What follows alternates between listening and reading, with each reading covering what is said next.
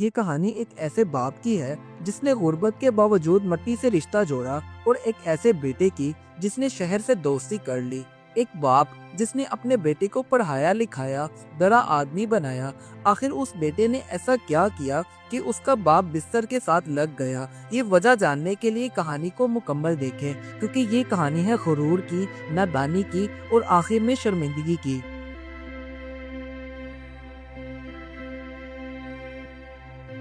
ایک دور دراز گاؤں میں ایک غریب کسان بشیر رہتا تھا۔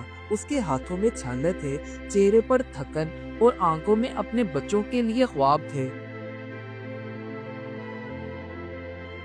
بشیر کا مٹی کا بنا ہوا چھوٹا سا کچا مکان تھا، جس کے اندر دراریں صاف نظر آتی تھی، مگر اس کا دل پکا تھا۔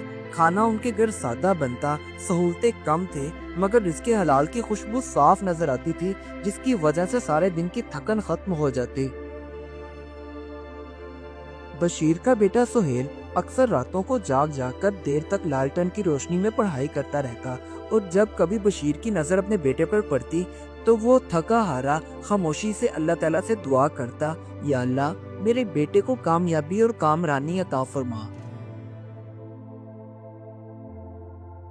بشیر بیچارہ صبح کے وقت کھیتوں میں جا کر کام کرتا، اور دوپہر میں گاؤں کے بازار میں جا کر ہاتھوں کی بنی ہوئی ٹوکریاں اور سٹیل کے برتن فروخت کرتا۔ اس نے اپنے شوق چھوڑ دیے صرف اس لیے کہ اس کا بیٹا آگے بڑھ سکے۔ گاؤں کا اسکول صرف میٹرک تک تھا، اس لیے جب سہیل کا میٹرک کمپلیٹ ہوا تو اس کے باپ نے سہیل کو شہر بھیجا تاکہ وہ وہاں جا کر اعلیٰ تعلیم بھی حاصل کرے اور نوکری بھی کرے۔ بس بشیر نے جاتے جاتے بیٹے سے اتنا ضرور کہا، بیٹا ایمان اور محنت کبھی نہ چھوڑنا۔ جیسے تیسے کر کے وقت گزرا، سہیل کی تعلیم مکمل ہوئی اور وہ ایک اچھی کمپنی میں ملازمت بھی کرنے لگا، جس کی وجہ سے آہستہ آہستہ اس کا دل بدل گیا۔ سادگی کی جگہ بناوٹ آ گئی، لہجے میں نرمی کم اور غرور زیادہ ہو گیا، اور اب اسے اپنے باپ کی باتیں بھی پرانی لگنے لگی تھی۔ اکثر ایسا ہوتا کہ جب بھی بشیر اپنے بیٹے کو کال کرتا تو سہیل مصروف ہونے کا بہانہ بنا لیتا، کیونکہ گاؤں کا نام سن کر ہی اس کے چہرے پر ناگواری آ جاتی، اور اب وہ بھول چکا تھا کہ اس کے خواب پورے کرنے کے لیے کسی شخص کی محنت لگی تھی، اور وہ شخص کوئی اور نہیں، اس کا اپنا باپ تھا۔ سہیل اکثر شہر سے اپنے گاؤں پیسے تو بھیجتا، مگر اس کا باپ ہاتھوں پہ ہاتھ رکھ کر بیٹھ نہیں سکتا تھا، اس لیے وہ اکیلا کھیتوں میں کام کرتا۔ عمر کا بوجھ کندھوں پر صاف نظر آتا تھا، مگر پھر بھی وہ ہمت نہیں ہارا۔ بشیر اکثر اپنے بیٹے سے یہی پوچھتا تھا کہ گاؤں کب آؤ گے؟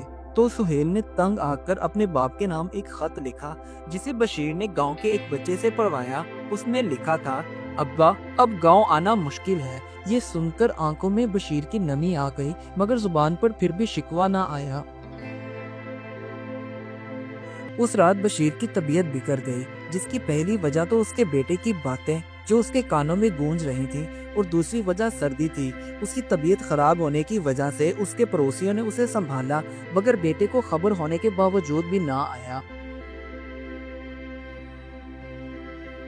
تکلیف میں رات تو گزر گئی، مگر جب صبح فجر کا وقت ہوا تو بشیر نے وضو کر کے جائے نماز بچھائی اور ہاتھ اٹھا کر اللہ تعالیٰ سے دعا کرنے لگا، یا اللہ میرے بیٹے کو گمراہ ہونے سے بچانا، اسے ہمیشہ سیدھا راستہ دکھانا۔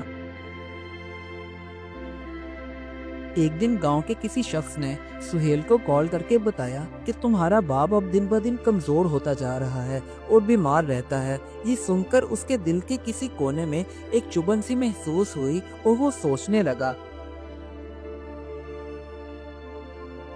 بس پھر سہیل جلدی سے اپنے دفتر سے نکلا اور گاڑی میں بیٹھ کر گاؤں کی طرف چل پڑا۔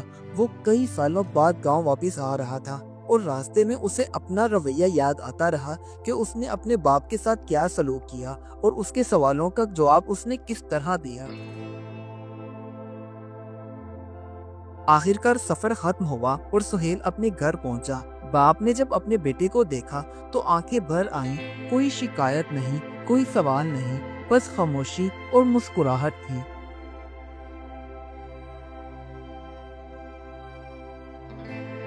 باپ سے ملنے کے بعد سہیل نے اپنے باپ کا ہاتھ پکڑا اور چارپائی پر پاس بیٹھ گیا۔ اس نے پہلی بار شرمندگی محسوس کی کیونکہ وہ سمجھ گیا تھا کہ دولت رشتوں سے بڑی نہیں ہوتی، بلکہ پیار، محبت، اپنوں کا بہت ضروری ہوتا ہے۔ آج برسوں بعد وہ اپنے ماں باپ کے ساتھ بیٹھ کر پرسکون طریقے سے سادہ سا کھانا کھا رہا تھا، کیونکہ اس نے محسوس کیا تھا کہ اصل خوشی یہی ہے جہاں سے وہ بھاگا تھا۔ اس کے باپ نے بھی اپنے بیٹے سے کہا، بیٹا میں یہ نہیں چاہتا کہ تم ہمیشہ کے لیے میرے پاس رہو، مگر کبھی کبھی ہم سے ملنے کے لیے تو آ جایا کرو۔ اگلے دن جب صبح ہوئی تو بشیر کھیتوں میں کام پر جانے لگا۔ تبھی جلدی سے سہیل نے کہا، ابا میں بھی آپ کے ساتھ جاؤں گا۔ ہاتھوں میں اس کے چھالے پڑ گئے مگر دل ہلکا ہو گیا تھا، کیونکہ آج اس نے پہلی بار اپنے باپ کا بوجھ بانٹ لیا تھا۔ آخر کار سہیل نے سب کچھ محسوس کرتے ہوئے ایک فیصلہ کیا اور اپنے باپ سے کہنے لگا، ابا اب میں کبھی بھی غرور نہیں کروں گا، بلکہ اپنے سچے رشتے نبھاؤں گا۔ یہ سن کر باپ نے آسمان کی طرف دیکھا اور اللہ کا شکر ادا کیا۔ اس کہانی سے ہمیں یہ سبق ملتا ہے، جو اپنی جڑیں بھول جائے وہ کتنا ہی آگے کیوں نہ بڑھ جائے، اندر سے خالی ہی رہتا ہے، کیونکہ اصل دولت ماں باپ کی دعا اور ان کی عزت ہے۔ Do like my videos and don't forget to subscribe my YouTube channel. Also press the bell icon.